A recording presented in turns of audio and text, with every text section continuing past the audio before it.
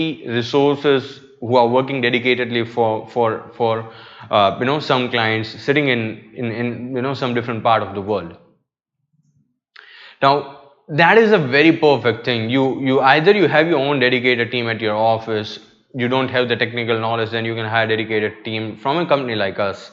Now this is a good idea when you are in a situation to manage the things, or you at least hire one technical person who will be able to monitor and guide the team, right? So you pay monthly salaries to them, and you provide them the weekly tasks, daily tasks. You have the complete control over the team. Now this goes the same with you having a dedicated team sitting at your office, or you are hiring an offshore team. The third option is outsourcing a fixed cost project, right? So you have the documentation ready, or you have the idea ready, and now you get in touch with a software development company and you discuss the idea with them. This is where you are going to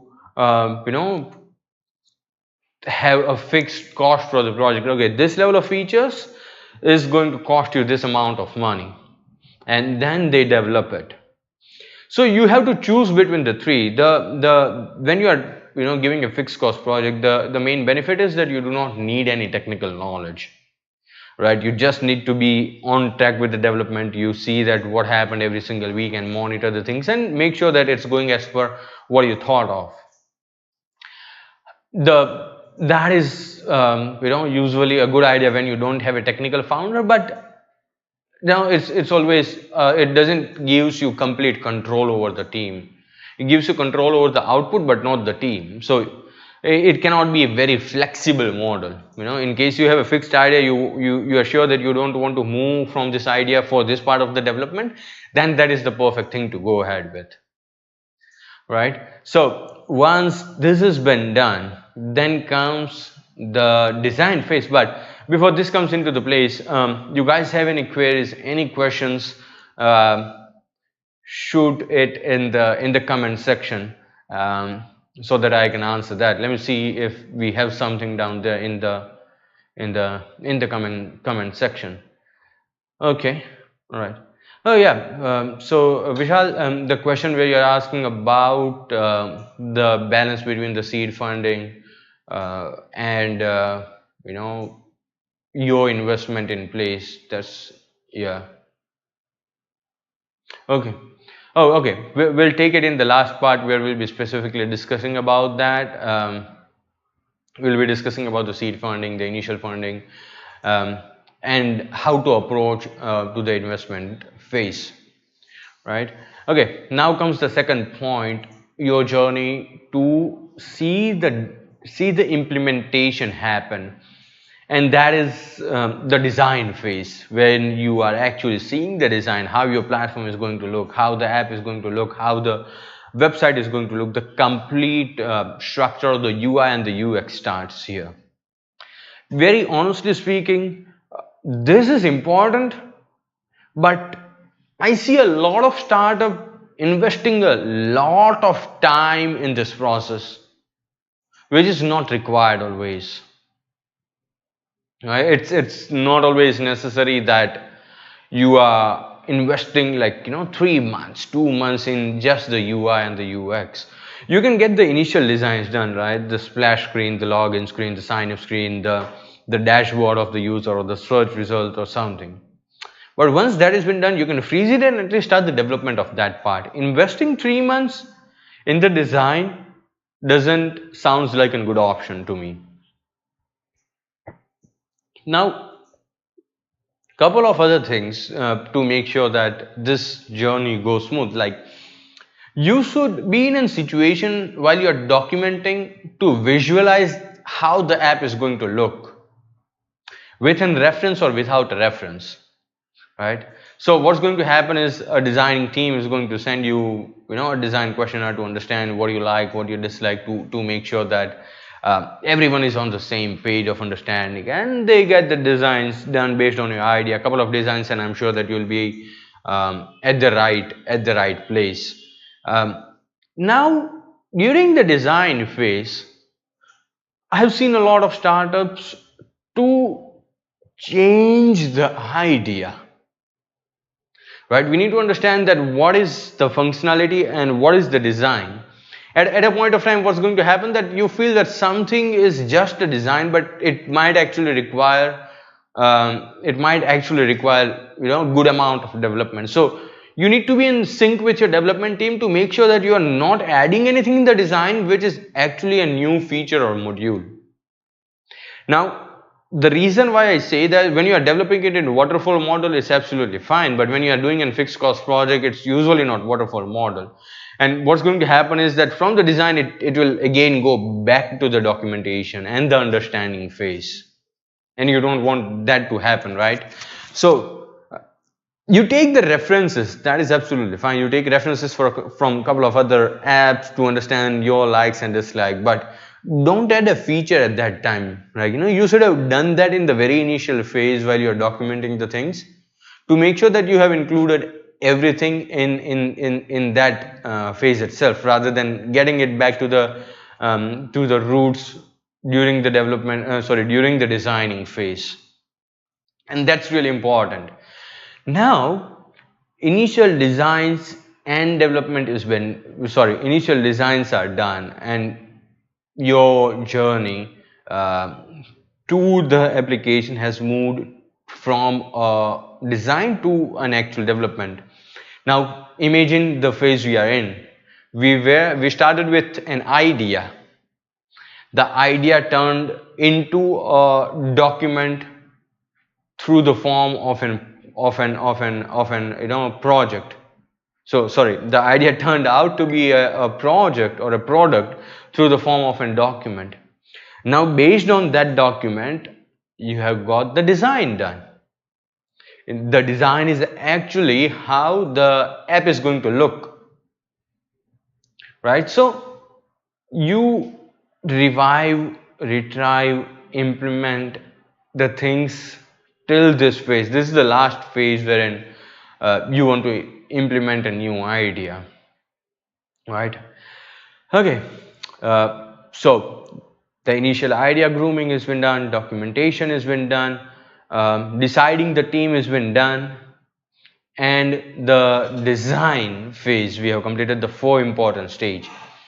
Now these are the pre-development phases which are going to lay the stone of how the actual building or the app would be, right? So think of your application right now and see that you are with me on this. You have any questions, any queries, any ideas in mind, you can drop that in the comment section. Meanwhile, let me see if we have any comment on my personal channel.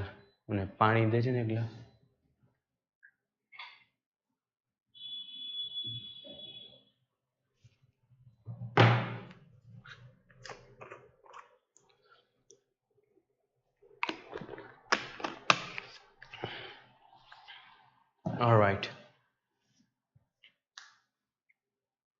Is it good idea to invest in the mobile app at startup phase? Okay. All right. So by the way, my team is getting you answers on LinkedIn, on Facebook, on Instagram. So you're posting questions, queries here. My team is going to get the answers, the questions to me. Now, one question what we have got is that, is it a good idea? Buddy, can you help me to get the question once again? Good idea to invest in mobile application at startup phase of business. Okay. I would say I'm not able to get the question, but let me try to get an answer to this. Is it a good idea to invest in a mobile app at a startup phase? Okay. Now this depends on the type of startup you are planning.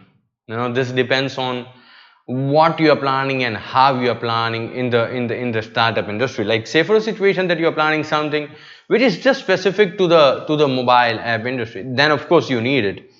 But it's always not really necessary to have a mobile app for a lot of things. Like, this is a bubble. This was a bubble wherein everyone wants a mobile app, everyone wants an wants a website, even if it was necessary or not. But if you're planning around a mobile app, then of course you need. So this webinar is all surrounding the idea that you need a mobile app for your startup, right? So Meet, like, I'm sure, like, I'll be able to in detail explain this to you in some next webinar, where we'll be talking about whether you actually need a mobile app or not. But yeah, when in this era of on-demand mobile apps, the AI is working, the ML is working, the things are getting automated. I'm sure, like, a lot of scenarios wherein you might need a mobile application, which is not always mandatory with every single idea, right? So just to retry, we completed the phase of the idea grooming, we completed the phase of documentation, you got the team finalized, you got the designs done. Now comes the actual development, so this is where the I'm so sorry, I had a really good burger at Burger King, this is all due to that. All right, so the next important thing here is that how you start the development, what development technology to choose, and how to make sure that you are developing the right thing with right technology in the right phase of time, right? Now there are certain things, certain technologies, certain modules which require certain technology in development, but it is not always necessary that you need a particular technology for a particular module, right? So say for a situation you're getting something live, a live chat or something, you know that you need socket.io, you are dealing with a more scalable data, more fast out, you know that you want to develop the backend in Node and Python. But if you trust a development team, then leave it to them on what technology you want to develop in. You go out and watch the YouTube videos, that's not going to get your things done, because everyone is going to push the development technology which they are comfortable with. So leave it to your development team that what technology would be good for the part of development what you are looking for. Right? People come to me saying that, okay, I want to develop an on-demand website in WordPress, and I say, oh no, that's not for that. And then they say, yeah, there are a couple of scripts available on a couple of platforms where we can buy something in $150 to start it, and that's not how it works. Right? So leave it to your team on how to choose the development technology, rather than focusing it on someone random YouTube channel. And for you right now, if you are watching me on YouTube, I might be a random guy to you as well, right? But I can't decide, no one can decide that what technology should be used, because it's the development team who understands your idea and know that what technology would be good for the whole implementation what you're looking for, right? So this is where it's going. So you have to choose between two technology. One would be the back-end technology, one would be the front-end technology, right? The mobile apps can be developed in native applications like Swift and Java, React Native, Flutter, a couple of options. The backend can be developed in Node, Python, PHP, couple of options. But based on the type of project you are planning, based on the modules and features you are planning, your development is going to be dependent on that. So ask your development team to choose that what would be the best development technology, and make sure whatever be your budget, WordPress is only good for blogs and maybe small e-commerce with the plugins, WooCommerce and everything. You can't plan a business, a fully functional software business on WordPress, right? So now when your team has suggested the things for you in the development phase, and the actual development starts, right? So there you'll be able to see your design turn into a product. When you click on sign up, it's going to call an API which is going to get the user's data from that form to the database, which is allowing them to log in, right? So once this, you see this, you should have divided the project into various phases or sprints. Once you verify each sprint, make sure that you test each and everything and get to the base of the development and make sure that everything is going till then it's perfect. Then you start the new phase, and that way you'll be able to complete the whole development of the project by testing it on various devices and making sure that every part is working good from day one. You do not have to wait for the whole project to complete and then test it, right? So that is the part for the development. Let me take the next question here. I guess there's something. Okay, I've seen a lot of your videos. What do you do think about healthcare industry? Shall we go ahead with the development in the healthcare industry? Of course. You'll be able to, Sanaya, all right, Sanaya, so you'll be able to see a lot of our videos on the healthcare industry, and healthcare is where we are focusing on right now. And based on how the grants are going from the World Bank, from the UN in various countries, healthcare is going to grow a lot. Healthcare is definitely one of the best thing you can plan right now. Even the COVID is gone, right? So a lot of people thought that healthcare would be good for and during the COVID period, but that is not that. Like, a lot of things can be planned in the healthcare industry even at this point of time. A good amount of growth is expected in starting from next 3 to 4 months down the line for next 5 years. A lot of growth is expected in the healthcare industry, right? Okay, so let's go back once again. The grooming of idea is done. The documentation is done. You have decided the team. You have got the designs done. You have got the development done. You are done with your project, man. So now you have to test it and make sure that everything looks good. Now we'll be talking more about the third party things, the hurdles which will come during the development, the payment gateway, the more third party things like in live chat. If you don't want to develop it, then that might be third party. You want to have a live broadcast feature, that might be third party in case you don't want to develop it. A couple of things can be planned here and there. So these third party applications, you should ask this before the development to your development team, that what are the third party options we would require or third party services we will require, and how much that's going to cost. Of course, they might not be able to answer that, but once you have the list of the services, you are going to get an idea that, okay, this is what we'll require and this is how much it's going to cost. So you need to plan your revenue model and business model, which is really, really important. A lot of people miss this in the charm of, or in the excitement of the idea implementation, right?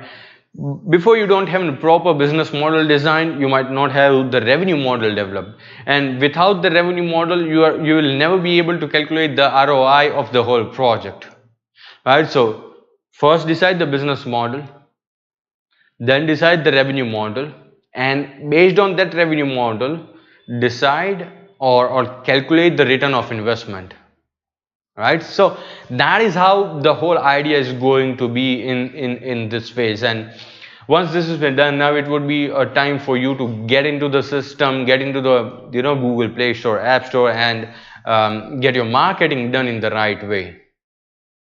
All right. Okay, let me take a sip of water and see that, okay, everything is going good on every platform.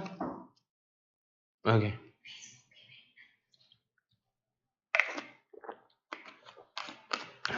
Perfect. All right, so let me get a bit more comfortable here, and let's talk about the next part of this webinar.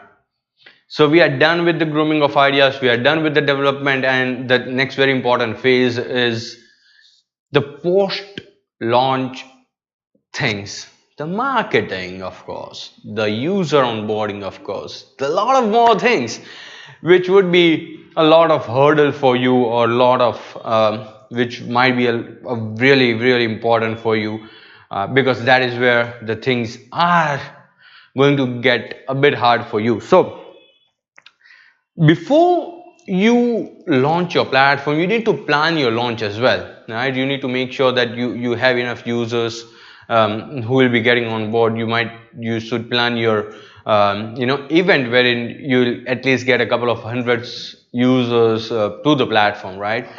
Now then comes that how you will do the initial marketing, and I'd say that social media.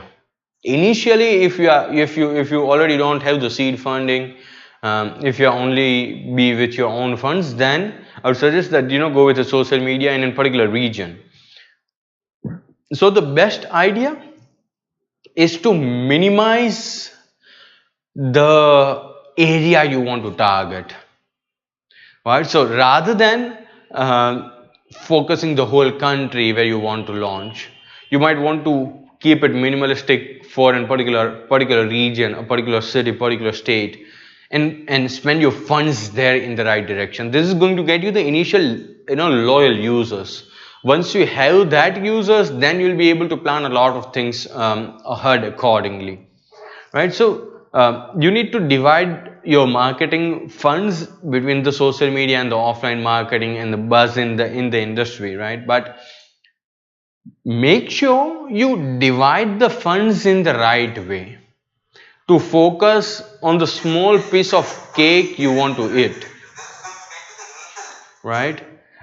So don't go in the direction wherein you want the whole cake, the whole country's user down there. That is absolutely fine. You start with a small city, get the response, get the funds out of it, invest more in the marketing in the other city, other place, and grow slowly and gradually. Maybe you are in a situation that you are into a very niche idea, which you don't want to take a risk that you plan that idea in a small city and then you're launching it in very very large place or the whole country, and there might be someone, a larger fish might get into the industry and grab all your users. Then it's a different thing, but for that you need a good amount of fund which you'll have to plan.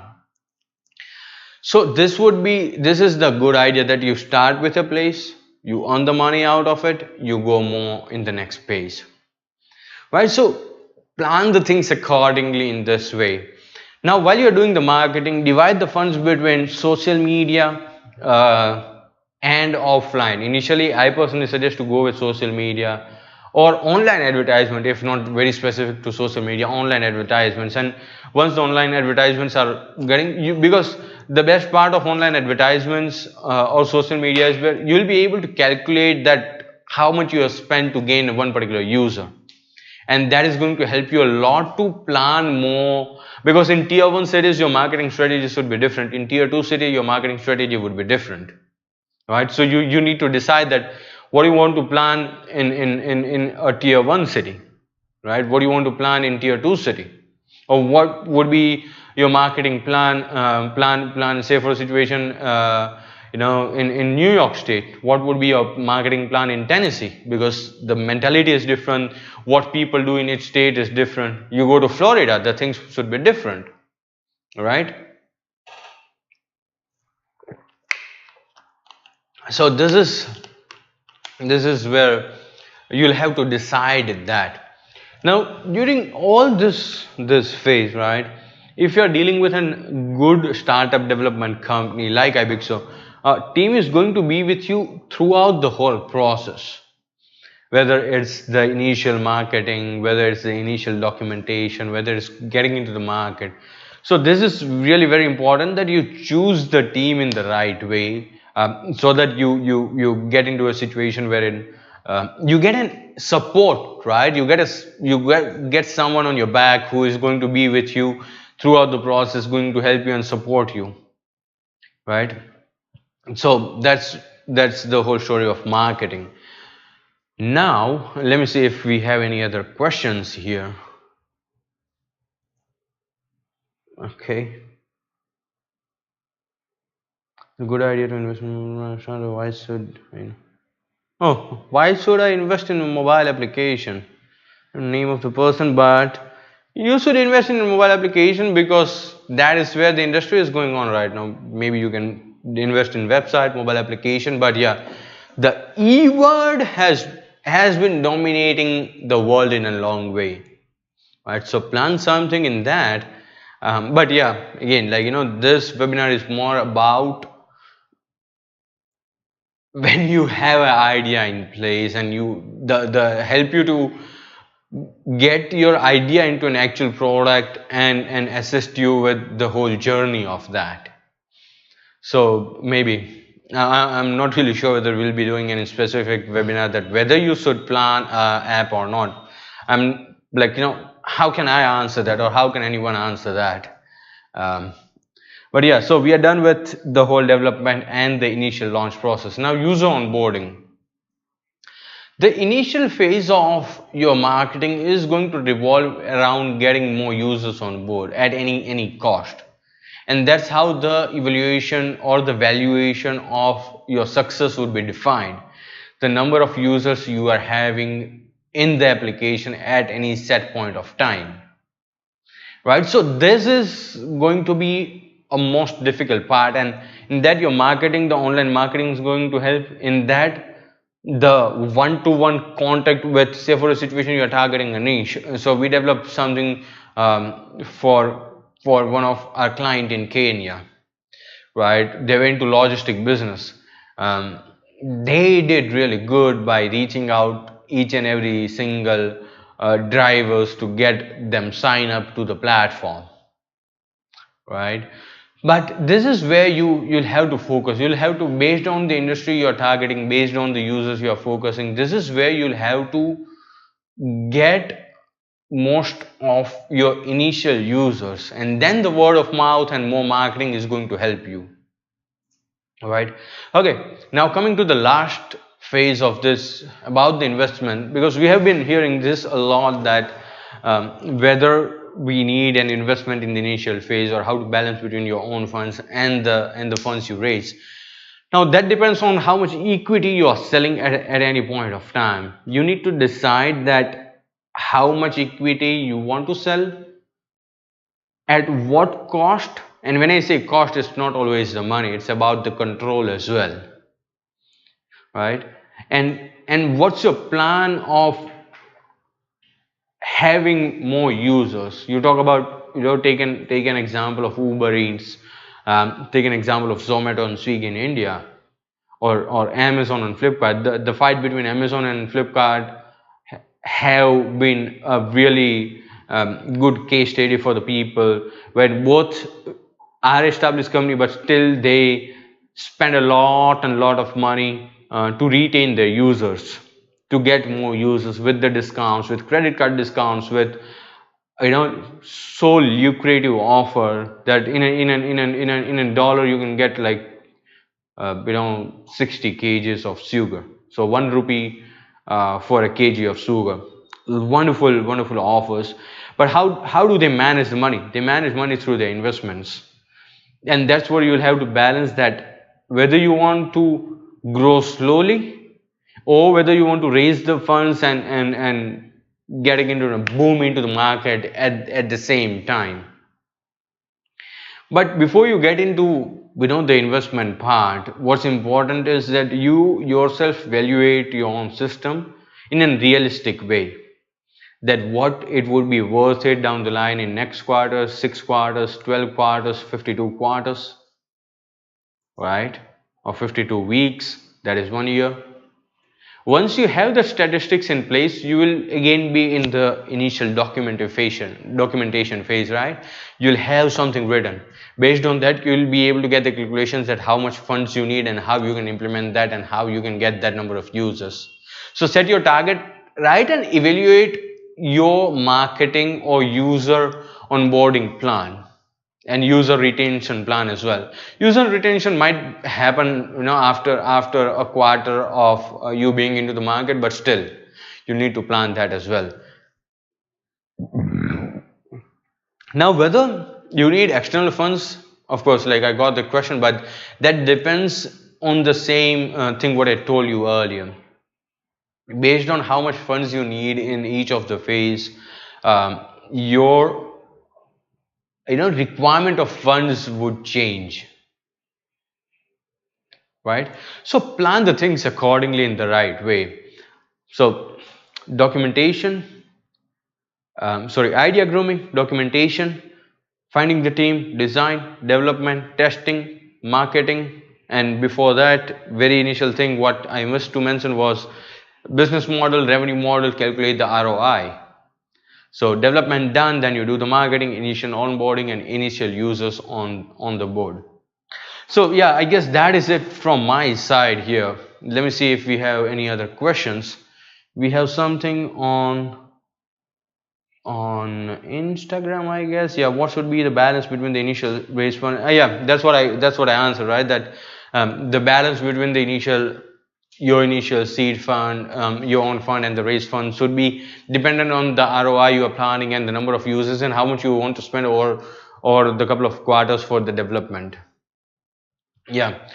So yeah, that is it from my side. You're getting into this industry, more opportunities are waiting for you in the startups and the mobile app industry, and this can be a very big thing if you're planning it right. And of course, like there are so many other companies like ibixo, but you can reach ibixo for all your assistance in this direction with you can reach us at sales@ibixo.com, and you can reach at +91 84601 84608. You can get this number on WhatsApp and direct line as well. You can reach me personally on +91 99137 96777. Of course, like it's on iMessage, WhatsApp, and let's end it. But before we end, I guess we have another question. We don't want to miss that. Okay, shall we hire a dedicated team or hire a team for? I guess we already answered that. Yeah, so that is been done. Let me see if we have something else. Do you think I should raise the money in the initial stage? Yeah, like that was been answered with the plan I told you, that whether you should raise the money or not, that completely depends on what's your plan for the initial user generation, what you're planning, how much users you're planning, and how you want to get that implemented. So that completely depends on that. All right, guys, so that is it. Let us end this live. Niyati, you can stop streaming there from OBS and a couple of other places. But yeah, thank you very much. I really appreciate your time with us. I'm sure this should have been a bit helpful. Signing off for now. Thank you.